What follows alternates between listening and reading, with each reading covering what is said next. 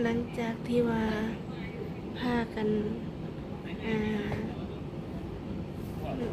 มาแต่เฮือนไปแล้วแล้วก็ทางแพทย์เพิ่นใช้ยาได้2-3 ถุงไปแล้วพี่น้องเนาะตอนนี้ก็ทางวัดจิตเพิ่นนอนพี่น้องเนาะพักผ่อนสิจ้าเนาะมือนี่ได้นอนโรงพยาบาลเด้อป้าลุงเลยเนาะโดยก่อนอื่นเลยแบบสบายดีเด้อพี่น้องสบายดีสวัสดีพี่น้องซีเมื่อสุขสุขคนเนาะตอนนี้ก็ดึกดื่นพี่น้องเลยเนาะนอนโรงพยาบาลพี่น้องเลยเนาะมากับผู้สาวเพิ่นสบายดีมีอาสมเป็นหมู่พี่น้องเลยเนาะนอนเป็นหมู่สามีหน้าพี่น้องเลยเนาะพากันขี่รถมาแต่เพื่อนพี่น้องเลยเนาะหาคนกับบ่มีคนขับรถให้เพื่อสีหาคนได้บ่เว้นง่ายพี่น้องเอ้ยเนาะสักมือก่อนสิเฮียนขับรถไว้เพื่อสุดเซินเนาะเพื่อบางทีแบบเป็นนั่นเป็นนี่แบบบ่มีคนขับรถให้ซ้อมเป็นมือกล่องให้พี่นางแม่บัดนี้เดี๋ยวพี่น้องเลยเนาะตอนนี้กะยังบ่ทันได้อาบน้ำพี่น้องเลยเนาะให้ไว้ชิดเพิ่นนอนพักผ่อนพี่น้องเนาะทำเบิ่งมื้ออื่นเช้าจักสิได้เมื่อหรือบ่พี่น้องเนาะเดี๋ยวสามีนาสิถ่ายคลิปให้พี่น้องเบิ่งอีกเทื่อเด้อพี่น้องเนาะกวดเบิ่งพี่นางสิเอานี่ให้พี่น้องเบิ่งละ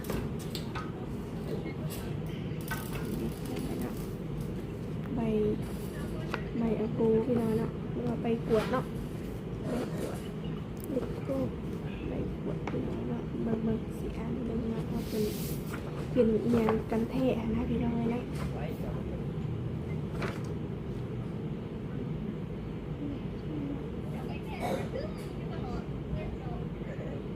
กวดเลือดคือเรากวดแล้ว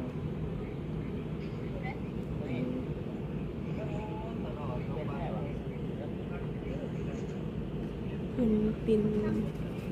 ไข้หวัดใหญ่พี่น้องเลยเนาะเป็นไข้หวัดใหญ่จนซกพี่น้องเลยแต่ต้นอยู่เฮือนน่ะสามีนาบ่ได้ถ่ายให้พี่น้องเบิ่งพี่น้องเลยเนาะเพราะว่าจับอีหยังก็คือบ่เห็นอีหยังสักอย่างพี่น้องเลยเนาะ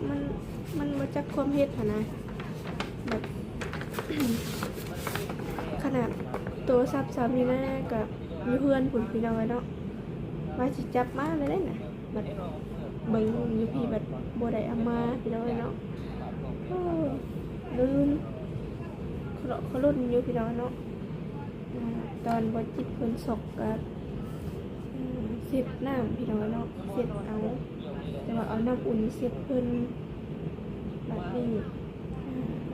โทรหาบอแซนเพิ่นพี่น้องเนาะกับบอแซนเพิ่นก็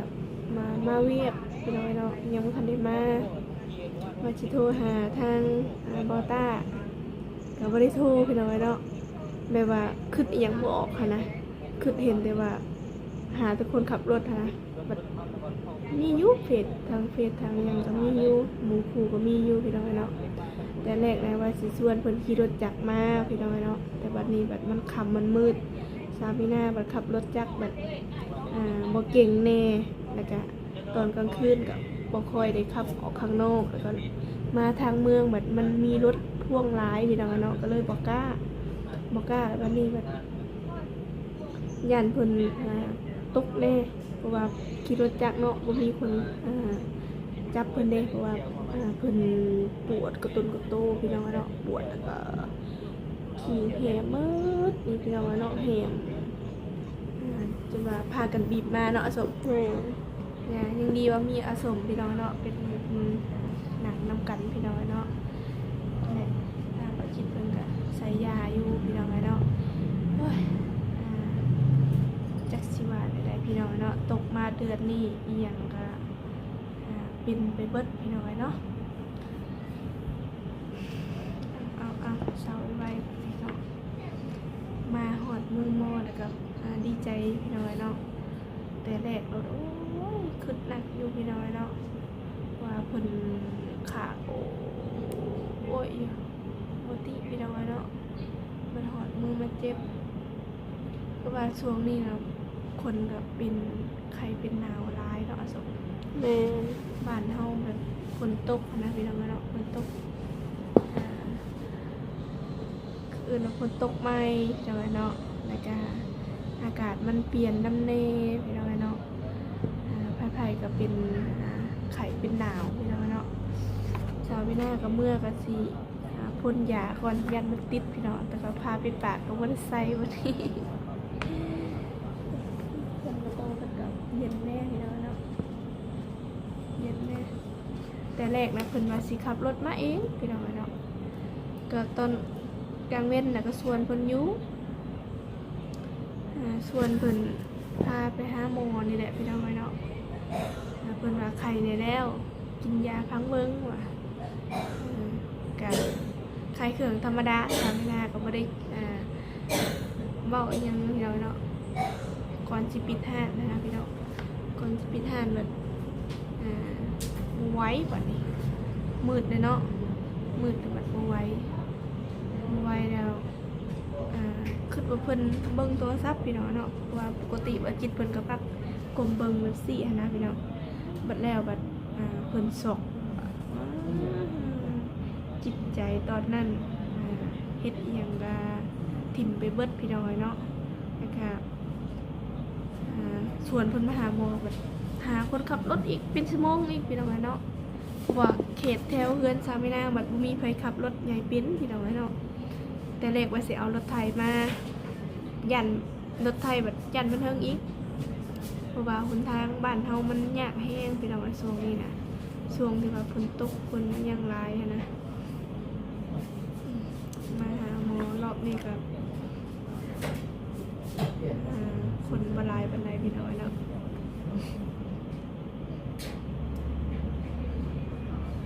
เป็นไข้เป็นหนาวเนาะ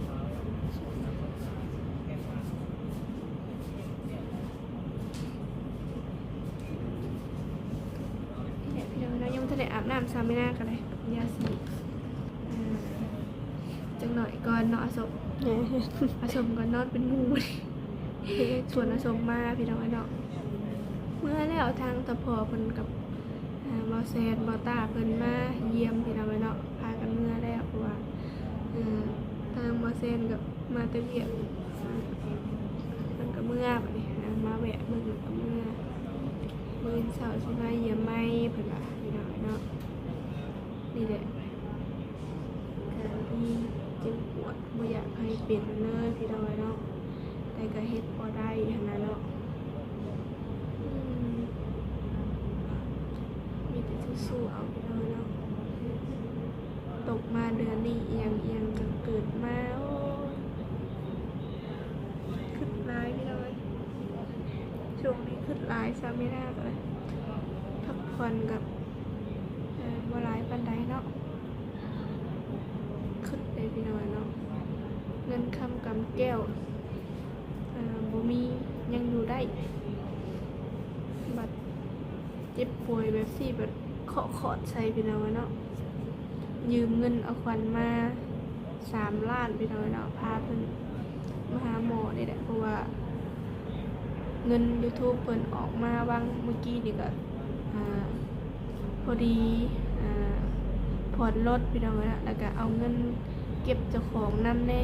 มาผ่อนรถพอดีเบิดพี่น้องเนาะแล้วก็บ่เป็นหยังพี่น้องเนาะมีแต่สู้ๆใหม่พี่น้องเนาะแล้วก็ขอแต่ให้เพิ่นเซาไว้พี่น้องเนาะกินหือกินยานอนพักผ่อนพี่น้องเนาะทางสามีนากับอาสมก็สิได้พักผ่อนพี่น้องเนาะมื้ออื่นเช้าว่ากันไหมพี่น้องเนาะ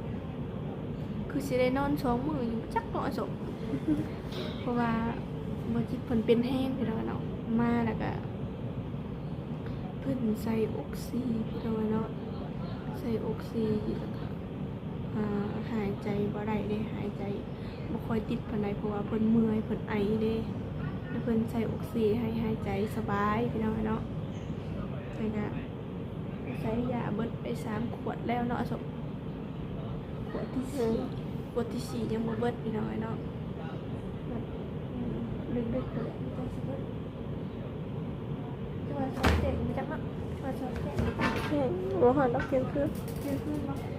มันคือลงเตื่อยๆอยู่พี่น้อยเนาะ เข็มขึ้นแล้วนะเด้อ มาอาศพเดี๋ยวพี่นางสีผ้า FC เบิ่งบรรยากาศตอนนี้เนาะ สะสมเพิ่นพี่น้องเนาะเด้พี่น้อยเนาะนอนอยู่ห้องหมอนอนหลับอยู่บ่อาสมเฮา รับบ่ได้ นอนบ่หลับต้องหลับเนาะนี่พี่น้องเนาะทางวัดจิตเพิ่นก็ได้เซาไว้เบิ่งจับเบิ่งขิงเพิ่นกันคนนั้นนี่เซาไว้เป็นอะไรใครเนี่ยบ่ตีคิวพี่น้องเนาะกินโจกเมื่อยบ่เมื่อยอยู่บ่นอนพักผ่อนเช้าไว้เด้อ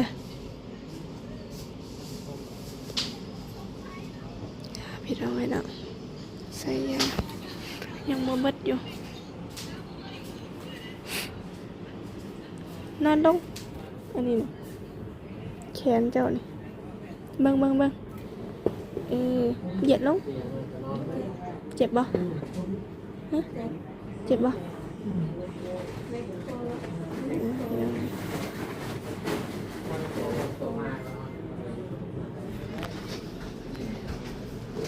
หนาวบ่เจ้าหนาวอยู่บ่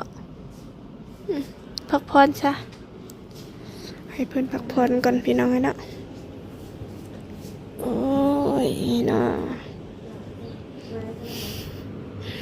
เป็นก็เป็นหอบดึกพี่น้อยเป็นก็เป็นหอบดึกพี่น้อยเนาะยังบ่ทันเรากินข้าวกินน้ำเลยพี่น้อยเนาะชาวนี้นะก็ขึ้นอยากเลย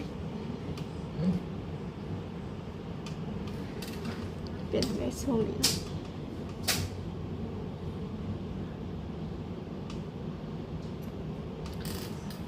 ขึ้นได้พี่น้องขึ้นได้ยุงก็หลายซ้ำพี่น้องเนาะเนี่ยยุงหลายคุยผู้บ่าวบ่อ่ะ บ่ มานอนบ่นอนดึกแทบผู้สาวเลยเนาะผู้สาวนอนดึกพี่น้องเนาะนี่เด้บรรยากาศอยู่ห้องหมอพี่น้องเนาะ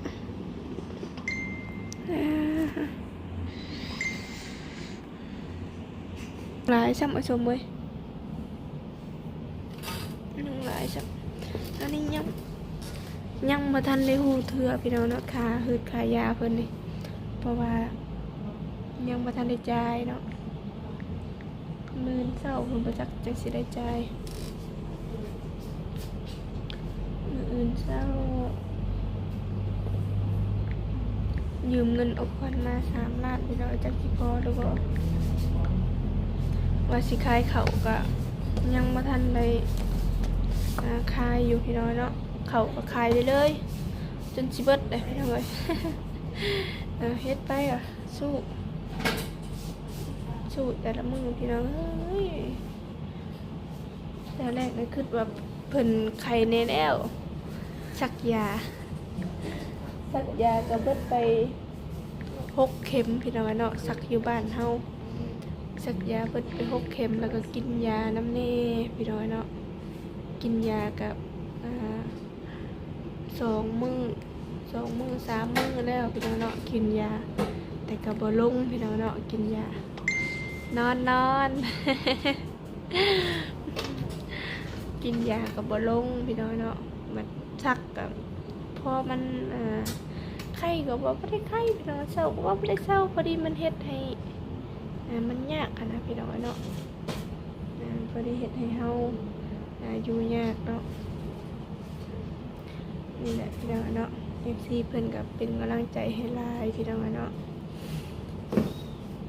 มีแต่สู้ๆแหละพี่น้องบัดบ่จิตเพิ่นเป็นโลดแฮงกว่าหมู่พี่น้องเนาะเป็นบางทีบัดมีแบบ ปูเราอยู่เฮือนพี่น้องคนอยู่ข้างๆเฮือนสั่นก็โอ้ยขี่รถจักรมาหนาวซ้ำตรงนี้เนาะแต่ก็ฝนตกซ้ำพี่น้องเนาะบนทางก็ยากซ้ำเขาเลยหาวนอนเลยพี่น้องเนาะจักหน่อยก่อนสิพากันไปอาบน้ำอาบในเนี่ยก็สิมาพักผ่อนคือกันพี่น้องสามเช้าไม่น่ากันเลยมือนี้ก็เบิดมือเมื่อคืนนี่ก็เบิดคืนพี่น้องเนาะเซ็ตตัวเพิ่นฮ้อนแล้วก็หนาวพี่น้องเนาะฮ้อนหนาวเป็นไข่เป็นหนาวยามนี่โลดจักอะไรพี่น้องเนาะมันเป็นอาทิตย์ผมจังสิเศร้าเนี่ยพี่น้องเนาะ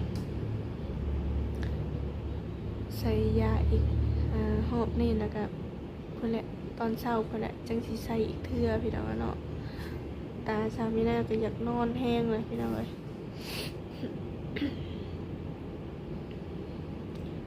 เพราะว่าเคยมาแต่หงหมอเล่าเวียดพี่น้องเนาะเพราะว่าเคยเศร้าอยู่พี่ก็เลยมาอยู่พี่ติ๊กแต่แรกนะว่าสิไปหงหมอ109พี่น้องเนาะบ่ได้ไปพอดีว่ามาพี่เลยมันใกล้ๆนึงว่านะอยู่พุ่นว่าเพื่อสิลงหอดพุ่นว่านะพี่น้องเลยมาทางพี่บัดนี้ ให้เพิ่นพักผ่อนพี่น้องเนาะเศร้าไว้เศร้าแล้วก็หาเงินหาคำต่อพี่น้องเนาะแต่แรกนะเพิ่นว่าสิไปเฮ็ดเวียกนำบ่แสนเพิ่นมื้อเช้านี้พี่น้องเอ้ยเจ้าของบอกว่าบ่ไปก็ย่าว่าให้มันเศร้าก่อนเพิ่นว่ากินยาแล้วก็สิไปนำบ่แสนแต่แรกพี่น้องเนาะหาถ่ายคลิปนี่แหละสงสัยเพิ่นบ่ไหวแหงแล้วว่าเนาะนอนเฮ็ดกระดอกสวนมาแต่เช้าพุ่นพี่น้องเอ้ยเพิ่นว่าไข้แน่แล้วก็เลยบ่ได้มาอยู่ไปอยู่มารถไข้ขึ้นอีกว่ะพอดี2 มื้อมื้อนี้พี่น้องเอ้ยที่ว่าเพิ่นเป็นแฮงหั่นนะเป็นไข้หวัดใหญ่เด้อพี่น้องเลยเนาะไข้หวัดใหญ่ไข้ขึ้นสูงเพิ่นว่าทางสาวมีนาก็พากันรีบมาจนลืมเอามัดโทรศัพท์แล้วก็เกือบกีบเพิ่นก็ได้บ่ได้จับอีหยังมาเลยพี่น้องเลยเนาะยุงหลายช่ำอสมเลยไหนยุงเลยพี่น้องตัวใหญ่ช่ำนะคนก็ไม่ได้หลายปันใดมือนี่คนป่วยพี่น้องเนาะนอนห้องเดียวกันไปอสมเฮาสิไปอาบน้ำก็สิประมาณนี้เด้อพี่น้องเนาะฝากเป็นกำลังใจให้ทางบอจิตแล้วก็สาวมีนาเด้อปลาลุงเลยจังใดก็ขอให้พ่อแม่พี่น้องอยู่ดีมีแห้งเนาะมาสุขคนเด้อเนาะเบิ่งสุขภาพเจ้าของพี่น้องเนาะช่วงนี้ก็เป็นไข้เป็นหนาวหลายพี่น้องเนาะโอเคพี่น้องเนาะพบพอกันตอนเช้าๆคนแหละพี่น้องเนาะเดี๋ยวสามีนาขอตัวจบคลิปแล้วก็พากันอาบน้ำอาบในพากันพักผ่อนพี่น้องเนาะสิเผาเพิ่นนี่แหละพี่น้องเนาะสอดแจ้งอยู่ดอกมื้อนี้โดยสบายดีพี่น้องเนาะบ๊ายบาย